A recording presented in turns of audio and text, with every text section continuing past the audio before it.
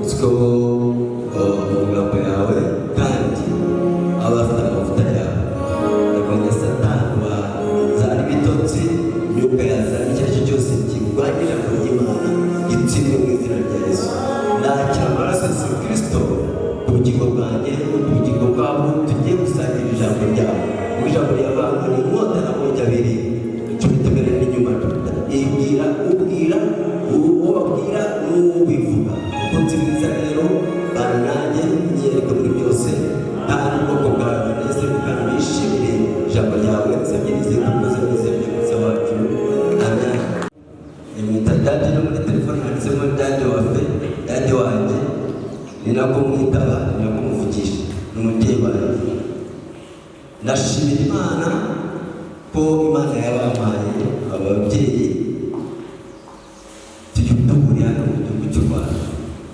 Naje ndi imfubyi nza numva nihebye ariko mpura nabo kandi kuva muri nabo sinigeze umukondi nagumye mpinduka mba mwiza kuko namwigiragaho byinshi. He's ever smart kuva muri abavuka ababyara barabizi we no kuva na kera tugihura yabaga yambaye neza kandi iyo mwiza ukurikirana abana iki kintu cy'umushimira cyane nagiye ncika intege nyinshi kenshi akankurikirana bw'ino mwana wawe rero umuntu ugukurikirana ni umushumba mwiza tumukomera amashyi menshi cyane.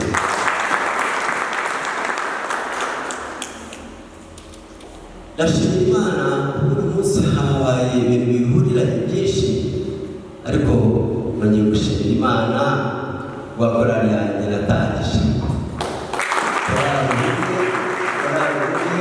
twaritangiye uburyo bitari byoroshye kuyita ubumwe nuko hano harimo amacakubiri hari makorali ngaho dose mari mu gasa nko gushaka tabatuka dukore korali umwe tube abantu bari mu bumwe tutangira korali bikomeye byari intambara nyinshi kandi tudafite igihe cyerekezo cyo gusohora amashusho kuririmba kuko twaririmbaga bidasanzwe n'uyu mucyo wari utuzi kuko ntabwo tutaririmbiye ndetse n'ibutare kaminuza twaririmbiye korali umwe twari muri kaminuza ubutare twari tudasanzwe rero ariko twaririmba mwese twaririmba muri korali yacu ntabwo bisanzwe n'ubu kandi nshimira Imana kuba ngiriye icyizere kuba ati nawe ngwino turirimba munani ndi muririmba narigiye guhamuka koko narebese abana reka biragenze guhamuka muyo narebese ndimana bishimira rero abaririmbi twaririmbanye murabizi ndabakunda murabizi Imana yahamagaye gukora umurimo w'Imana kandi ntabwo tuzigera ducoga tuzasohora nyinshi tuzabona amafaranga menshi kuko nanjye ndimo perezida ati wowe ntiwatangije ugomba kuba hano abana rero ngomba karabana haleluya.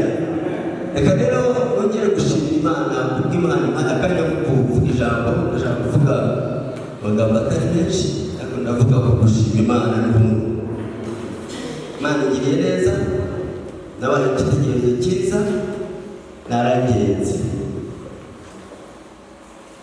Jeffrey yavuye mu gitondo ati twarabyaye ati uzaze kureba umwana Imana ishimwe kandi nzaza muri hano barabose ati radusi wawe yarabyaye bageze ahangaha kujya kuvuga ko Imana iranze uhura nabo bashima Imana bw'abana babyaye kandi bose n'abagize mu ruhare icyo nakoze muri kandi Imana ishimwe haleluya.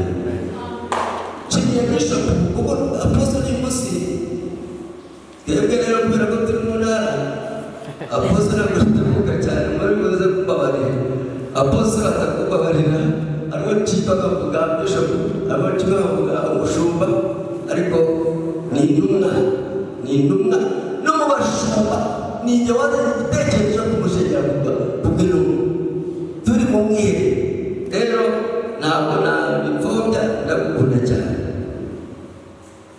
jya kuba gushima Imana, kuko ngewe iyo ntegereje gushima Imana nabugiye gutekereza ibyo bivuga ko numva ndi buvuga gushima Imana. Reka dusome Zaburi 107, Zaburi 107.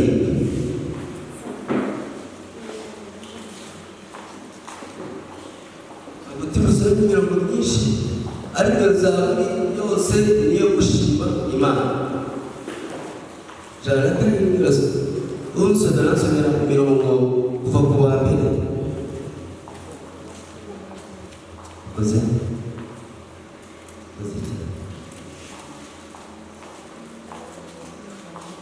Bakuambele uragera kuba wakire usome izina rya Yesu ko imbabazi ze zihoraho iteka ryose. Abacunguwe n'Uwiteka bavuge batyo, abo yacunguye akabakura mu kuboko k'umwanzi, akabatandukanya, akabakura mu gihugu aho izuba rirasira n'aho rirengera, ikasikasi no ku nyanja. Bazerereye mu butayu, mu nzira itagira abantu. Ntibabona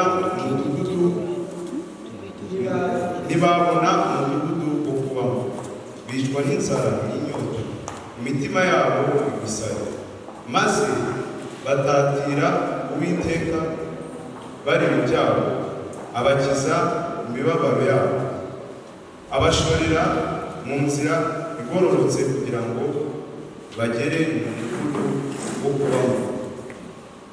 Abo bashimye Uwiteka kugira neza kwe n'imirimo itangaza yakoreye abantu, kuko yahagije umutima wifuza n'umutima ushonje yawujuje ibyiza. Abantu hano kiri gushima Uwiteka ibyo yakoze, ibyo yankoreye byose, ibyo natekereza, ibyo nakwibuka, ibyo nakwibuka, numva nabisangiza ubwoko bw'Imana. Kubera iki?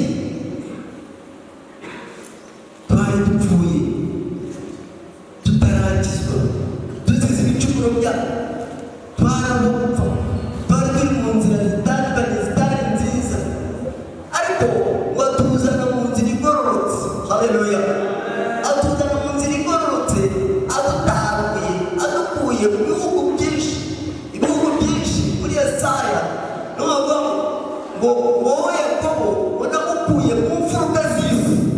Imfuruka z'isi no mu mpera zayo, bivuga ngo twarabereye ibirara turi iyo mu mfuruka z'isi no mu nshoza z'isi. Aramutabura. Haleluya! Amina. Haleluya! Aramutabura, aratwiyegereza, maze badushyira mu nzira igororotse. Utamira Imana adushyira mu nzira igororotse. Abo rero niyo umuntu yibuka ibyo Imana imukoreye. Yewe no maze gusobanukirwa yuko Imana hari ahantu yantaruye, nibwo navuze nti rero fashe umwanzuro gukorera Imana. Kubera iki?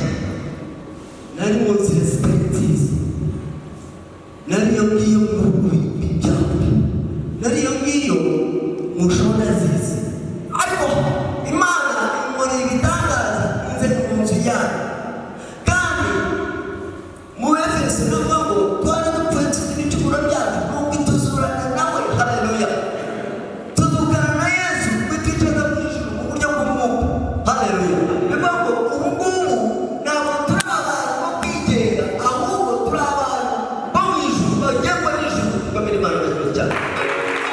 Turi abantu bagengwa n'ijuru, turi abantu bayoborwa n'ijuru, turi abantu batarazi iki gihugu, ahubwo turi ab'igihugu kiri gihugu, kandi nicyo cyo mu ijuru. Haleluya! Noneho ndavuga rero, twajyaga turirimba iyo nzira nanjye ubwanjye ni iby'umucunguzi ntatekereza. Ese koko ibyo nunze nanjye ubwanjye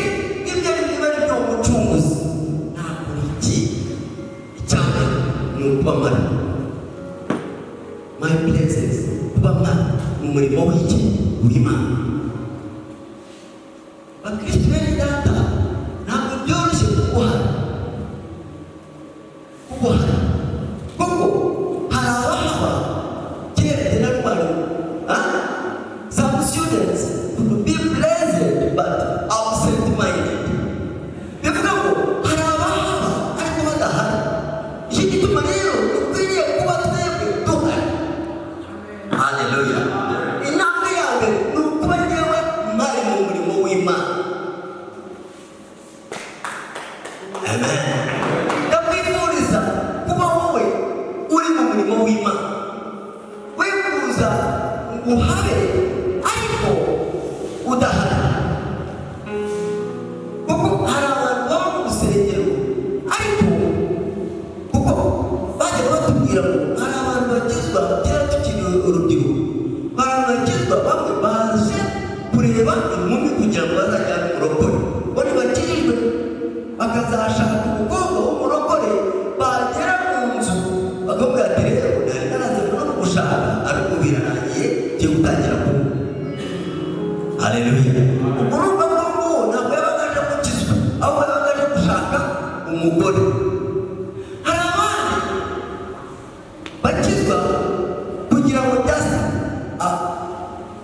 yinezerezeho, akaza ari ukubyina akabyinana n'abandi ariko we adahari. Rero inshuti z'Imana, ndashimira Imana ko mpari, kuko njyewe hano narahabaye, nakoze umurimo Imana irabizi.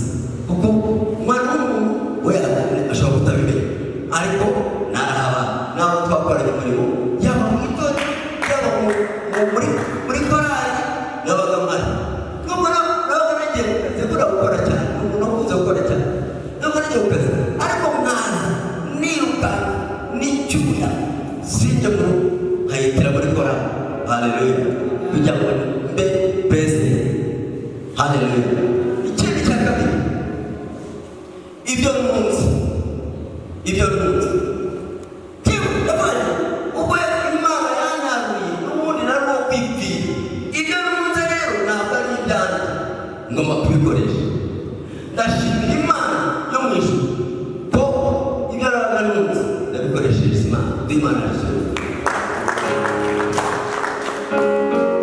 Kandi urugero njyewe ubwanjye nari narabona amafaranga dutangiye itorero njya gushaka ingoma igorora, aho bita igorora n'umudatemu uzavuga umudatemu, njya gushaka ingoma ahantu nashyiki muri ADP. ndazana ingoma niyo twatangiriyeho gukubita hano mu rusengero dutangira kuri senta. Haleluya. Ikindi cya kabiri, iyo ni ingoma niyo twatangiriyeho. Ikindi cya kabiri, dutangira kugura ibyuma. Ndashima Imana ko nakoze senta ikaba ariyo dutangira gukubita. Ikindi cya gatatu, ndashima Imana ko nakoresheje amafaranga yanjye neza nkorera Imana, atari ibyuma gusa, byaba kubaka urusengero, byaba kandi n'amaboko yawe. Nibuka ngera mu Cyomero duharura urucaca hano no muri iriya nzu twitangira. Bivuga ngo iki? Ibyo nunze nanjye ubwanjye ni iby'uwo mucunguzi. Haleluya. Ariko akarusho ndashaka gusoza kuko sinshaka gutinda. Akarusho iyo usomye ibyanditswe byera ushaka kuko tugomba kugira abo twarebeyeho.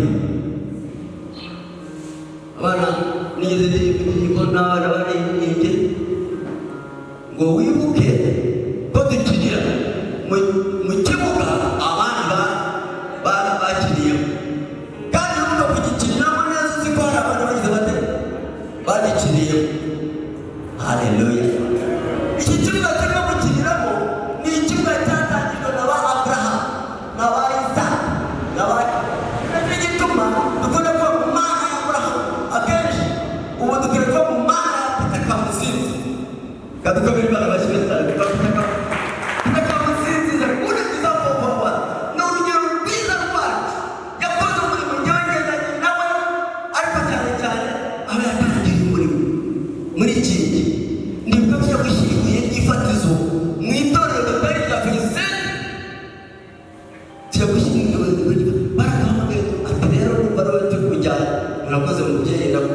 turagushimiye turajyana kandi akampamagara nimugoroba ejo mu gitondo ndagushaka Nyabugogo duhurireyo ubwo twagendaga mu modoka ngo Imana ishimwe kuko aca mu kigo mu ndege kandi tukabera Imana bakineje ndagushaka duhuriye Nyabugogo ndiyafana tugahurira Nyabugogo tukagenda tugezeyo hari hahuriye amatorero Bishop Rugagi hari hahuriye amatorero bashaka gushyira ibuye n'ifatizo ahantu bagiye kuba ku rusengero runini cyane Kasentro ariko bandika Peter Kamuzinzi is the founder of this ministry. Peter Kamuzinzi niwe fondateur w'amatorero ari spiritual muri Kingi. Our pastor, our bishop, abaki bose babo nawe wari nawe dufite rero uwo tureberaho kandi dufite n'abo tujya twumva n'abo dusoma muri Bibiliya ujya urebera ku bantu cyitwa Mana ya Abrahamu, Mana ya Isaka, Mana ya Yakobo mu byo byawe nakoreshaga imbaraga zanjye ndibuka najyaga njya abakristu ahantu bita urenze Mukamenge ahantu bita za Ruzira hejuru Karama hari abakristu bacu basengeraga hano baturutse Karama hirya kwa Alphonse hirya y'ahagana hakurya gutya tukajyayo kujya kubasura no kubagarura ndibuka twajya kureba abakristu bacu hakurya y'Indera aho bita Gishure tukajya kubakurikirana no kubagarura za Gasogi akenshi nazabera twajyanye na Rubere nakoresheje umubiri wanjye gukorera Imana muri Felicenta ndavuga nti reka mukoreshe ariko atarukoresha umubiri gusa n'amafaranga ndangije ndavuga nti niba bavuga ngo Aburahamu niwe cyitegererezo cyabo kandi n'amasomo byacu byerekwa ngo yatangaga icya-cumi ngo nuko akabona umugisha ndavuga nti nanjye ngo gutanga icya-cumi mbona umugisha mushakisha Mana ya Abrahamu yatanga icya-cumi Mana ya Yakobo yatanga icya-cumi ibyo ntabwo byabaye mu gihe cy'amategeko ndashaka kugutangaza yuko icya-cumi atari ikintu cy'amategeko oya ni ikintu ahubwo hari utweza hariho kashakwaho kabandizeho kaki ugashakisha icyabanjije ukakibura ariko utanga icya-cumi nicyo kintu cyabanjije mu bakiranutsi ba mbere atari amategeko ntabwo ari amategeko ahubwo ni abakiranutsi ba mbere batangiye iyerekwa ry'ubukiranutsi katukamira Imana amashyirira cyane biravuga ni rero ngo gutanga icya-cumi nkagitanga mu gitondo nkagitanga nimugoroba nkagitanga aho mboneye amafaranga hose nkagikiranukamo nkareba ni iki nzasaruramo ariko dukomere Imana yacu amashyirira cyane natangiye kugitanga mpembwa amafaranga 9,000 narasoreshaga muri Rubungo mu karere komine ya Rubungo ngenda nzamuka ntanga icya-cumi nongeye kumva nijajaye ntanga icya-cumi cy'ibihumbi nanabonye 80 numva mbonye icya-cumi kidasanzwe bukeye Imana iboneye igitangaza mbona 800 ntanga icya-cumi cya 80 abana Imana ndashaka amafaranga kandi yakiranukamo kandi ntanga icya-cumi neza ariko bavandi ndashaka kuzareba n'iki kiri muri iki cya-cumi niba Aburahamu yaragitangaga agakiranuka kandi akaba mwiza niba abatubanje bagitanga bakagikiranukiramo bakaba beza kandi bakagera ku rwego rwo kwibukwa nanjye kugira ngo nawe nzibuke mu gihe cyo ntazi narapfuye bavuga ngo hari umukozi w'Imana witwaga Bazatsinda James watangaga icya-cumi kandi neza ngitanga mu gitondo nimugoroba abana babyumve abatarabona amafaranga abayabonye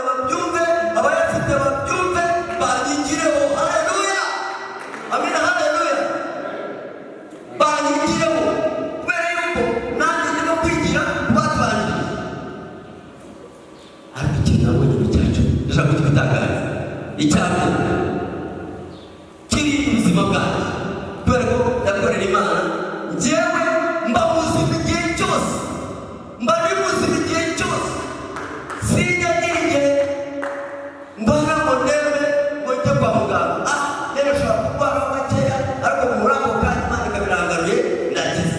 Ntabwo njya mperuka kwivuza no kwitereza inshinge n'iki nkiri Uganda mbere ya 1993 ntarakiza. Nibwo mperuka kwivuza nta rushinge nta kinaki ni insurance yanjye mu buryo bw'Imana, ariko nanone ntabwo insurance ya mituweli ntibiyitanga mbere y'abandi kubera ndimo ndavura abandi kandi ntibitungurana madamu akajya kubyara nawe ayigendereho kubera ko ni insurance ya leta iyo mugomba kuyubahiriza, ariko insurance y'Imana ni icyacu kubera ko nibwo bwishingizi bwacu. Uba muzima mutaraga ntabwo upfa kujya. Haleluya! Umuntu watanze icyacu niyo insurance, nibwo bwishingizi bw'abarokore, nibwo bwishingizi bw'abakiranutsi. Icya kabiri, abana banjye ko mbyaye ntabwo mbyara abana cyokora ubu twaracuze mama katukomera Imana bakimeshi cyane twaracuze surize baba twaracuze tumaze gukura twaracuze ariko nta mwana wanjye n'umwe wigezeho wigezeho zeru wigezeho kujya kwa muganga reka mfite abana benshi barabyaye pe nta n'umwe urajya kwa muganga umushyira muri zeru hari uwarukuba bishop agize uwo mwaza arajya guhamagara nta n'umwe. Iyo niyo insurance y'abana banjye kubera ko amafaranga mbona ibyo ntuze n'ibya Kristo n'iby'Imana kugira ngo bikorere Imana neza kandi n'urugero rwiza ku bana baratanze icyacu kandi Imana ko nanjye icyacu nzamura mu rwego rwo kugitanga nabyo Imana niba ndimo gutanga icyacu sinshaka gutanga icyacu cy'amafaranga make ndashaka nibura ntungurane nanone ndisabye mbona 600 ntabwo icyo gihe ntabwo turakora amafaranga miliyoni 6 rero nubizi ntabwo twumvaga miliyoni 6 umuntu yazifata ntabwo 600 umva naho Imana ishimwe ndagenda mpamagara bishop tujya ahantu ndashaka kukwereka kubita 600 ntabwo byari byoroshye ati Imana ikoze igitangaza sinakiboneke nari ngiye gusenga ntabwo ushaka gutanga muri za magana ndashaka kuzatanga muri miliyoni. Haleluya! koko urumva umuryango wanjye sinzi wakoze ko batakizwa natwe ntibakizwaga ariko baciwe ko twakijijwe. Icya mbere turi beza mu mutima, turi beza ku maso, turi beza mu gutaha. Ubona ntabwo icyacumi mwongera kugura inifomu za korali, mwongera gupakira abaririmbyi, mwumva umutima wanjye uranezerewe kandi ntabwo yo kuba muri mwabaherekeza mwaza gutaha nyuma y'abandi abadushyaka cyane mu kigo mwajya kumutwara mu kigo nkamugeza iwabo mu rugo witwaga Juliet yarabishaka cyane kuko mukuru we yari yarategetse ngo niba bigeze saa moya nta mukobwa ugomba kwinjiriza papa ubutumwa bwe amuzamukana amwinjira mu kigo amugeza mu rugo. Byabaga bitoroshye ariko tukomere Imana amazimere cyane. Haleluya! bavuga ndashaka gutanga hejuru ya miliyoni ariko Imana ishimwe ko hejuru ya miliyoni nabo nayatanze miliyoni 2,400 n'ubu umutima wanjye uranezerewe. ndavuga ngo ndashaka miliyoni nyinshi amafaranga n'abayezu. Icyo ndabakumbuza yuko gutanga icyacu si itegeko rya Mose not at all, aho ni ubukiranutsi bwo guhera mu bakiranutsi ba mbere kabisa. Kandi umukiranutsi wese akwiriye kugitanga.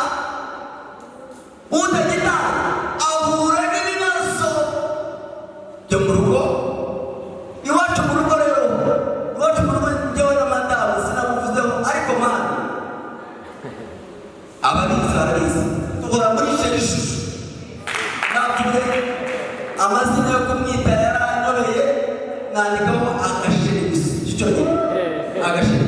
Ariko naravuze ubwo nyijijwe nkaba mbonye umugore ngomba kumutetesha ajya muririmbira. Kubera iki? Twebwe abakijijwe inguza ntizikwiriye kugira ikintu gisa n'akazinga, gisa ivuga ikizinga, igisa n'akazinga mu rugo rwacu. Hazabaho imizinga yenda mu bukene, habaho umuzinga yenda mu kutabona amafaranga, habaho umuzinga wundi ariko akazinga mu mibanire yawe n'umugore.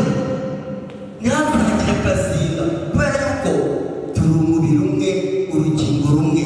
Ndashima Imana washatse umugore wawe, ewa nawe arabizi.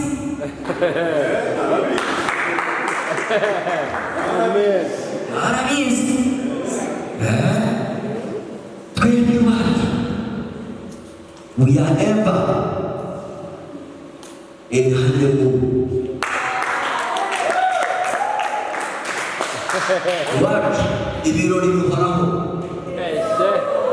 Noneho rero bigiye gucika uwo tugiye gutangira gushyingira. Uwo tugiye kubase kugira ngo bataraza kuvuga ngo piripi nitutangira gushyingira noneho bizaragaza.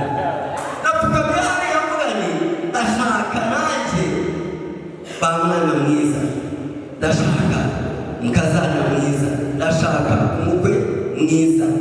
Kubera iki? Nabaye mwiza, niko nyabwira abantu inshuti zanjye, njyewe ndi mwiza, inshuti yanjye igiye kuhorere ari mwiza. Mwiza nawe wabona umugabo akazahora umwereka ko uri mwiza, wabona umugore ugahora umwereka ko uri mwiza. Hari abana b'inshuti zanjye mbona kuganira nabo ni umuzaza baganira ukuntu umuntu aba mwiza kandi bitari bimeze neza. Ndi mwiza kubera yuko meze neza se? Reka da! Ariko Yesu ni mwiza uri muri jyewe, ngomba kubigaragariza umugore wanjye n'abana banjye bakabibona, barashaka ingo zabo zikaza mu rugero rwiza. Badukomere Imana mu kimwe cyane. Rero abakubuza kuba beza mw'abagore ndabasaba abanyumvise muzaze babugutira umutima, mbaganirize ibintu byoroshye. Uhora uri mwiza igihe cyose, umugabo yakubona akabona uri igitangaza. Kuko nanjye uko mbonye umugore wanjye mbona ari igitangaza igihe cyose, kandi nawe byararangiye. Iyo ambonye abona nta wundi mugabo urwo rugo rwahora n'ibibazo se? Rwahora n'ibibazo gukora amafaranga se? Rwahora n'ibibazo gukora minerivare se? Zirikana zizana zonyine, numenye n'iyo ziturutse nuko zaba zifite ibintu byinshi biyatwara, nuko zaba zifite byinshi biyatwara, ariko amafaranga arizana numenye yaturutse. Hari umuntu wavuze ngo muri Covid abandi bari bameze nabi. Nanjye muri Covid narubatse inzu. Kubaka inzu itari yo nari ndimo kubaka inzu cyane. Kubera iki? Turi mu bihe byacu, tugomba kubikoresha neza. Umukiranutsi agomba guhora atoshye mu gihe cyose. Zaburi ya mbere yo n'isoni. Reka dusoreze hano dusoza, ariko ndabifuriza kuba beza. Icyo ni icya mbere. Icya kabiri, kuba mu nzu y'Imana uhari. Kuko ndabazi abantu bose, ndabazi yewe buri muntu wese uri aha ngaha. Reka numwe muri iri torero rye, numwe muri iri torero, nta kintu kibaho muri iri torero. Nubwo Bishop atakimbwiye ndakimenya. Icyo umuntu akoze hano cyose ndakimenya, kubera yuko ndi membre hano. Kandi Bishop arakoze Apostle kunyohereza mu Burasirazuba, ngeze i Burasirazuba. Ntabwo nsanzwe, ntabwo nsanzwe kandi ujya ubibona. Nugeze akayaga se abapasiteri bose bakubwira ntabwo nsanzwe. Kubera iki? Ngomba kuba mwiza nijoro, ku manywa, igihe cyose, no mu mafaranga. Kubera iki? Aya mafaranga turayasiga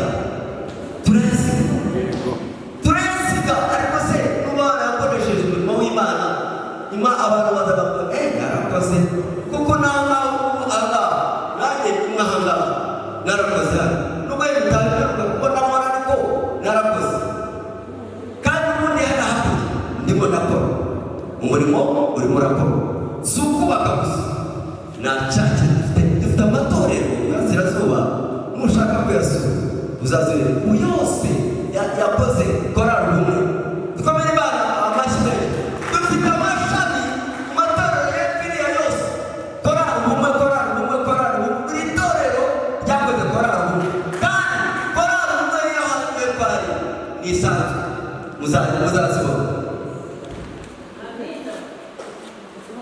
reka soze cyangwa ko ndumva igihe cyarangiye ariko igihe kimwe nzagaruka tuganire neza baganiriye utuntu dukeya reka dusome muri mu Bafilipi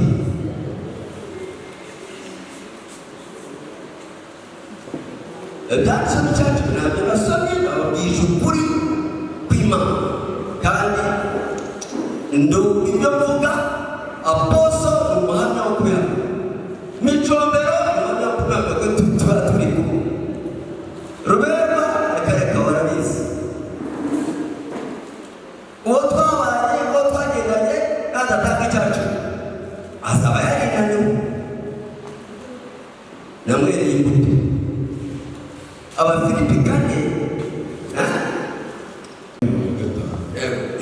ineza yanyu imenywe n'abantu bose umwami wacu ari bugufi nimukagire icyo mwiganyira ahubwo ibyo mushaka byose bimenywe n'Imana mubisabye mubyingingiye mushimye nuko amahoro y'Imana ahebuje rwose ayo umuntu yamenya azarindire imitima yanyu n'ibyo mwibwira muri Kristo Yesu. Katumukomera amashyi barishima cyane ufite ibintu byiza urabyara batayisiga siko bimeze uramenyekanisha nanjye menyekanishije yuko Yesu ari mwiza haleluya Yesu ni mwiza nuba muri we nawe akaba muri wowe akaguhindura ikiremwa gishya uzaba mushya ugende uri mwiza kuzageza igihe Yesu azaza ikindi cya kabiri nimukiganyire mukora umurimo w'Imana ubundi umwami wacu ari bugufi kandi amahoro ya Kristo agume muri mwe kubera ko mujya gufata imyanzuro idasanzwe haleluya Imana yacu amena haleluya ndabasabira gufata imyanzuro idasanzwe utazavuga ngo nutanga icyacu uzajya oya kubaka ofisi yubake kugura bafure yigure kuba umuntu amafaranga amusanze ku muhanda yamuhe ariko ibyo ni ukugira neza ibyo ni ibyanditswe byera ariko icyanditswe kikubwira ngo tanga icyacu uve mu muvumo tanga icyacu uve mu muvumo ntabwo ari ugushyushya inkuru ndababwira ibintu biriyo si ibintu by'ukuri ko nutanga icyacu uvuye mu muvumo ugiye kugisha tukamera Imana basubije cyane rero sinzi niyo bajya bakibigisha kuko urabizi ko umuntu akunda gutinya guhagarara imbere y'itorero rye wavuga icyatumye ariko jyewe iri ni itorero ryanjye ndabibwiye aposo ndababwiye kandi babwiye ukuri ko nabuzi n'abakozi dukorana ikindi ndabasaba kugira ngo muhaguruke basenge nta kindi abasaba niba mwumva icyacu ari cyiza haguruka dusenga yego kuko nawe Imana wamugisha kandi umuntu ugiye gusengera ndagira ngo usengere noneho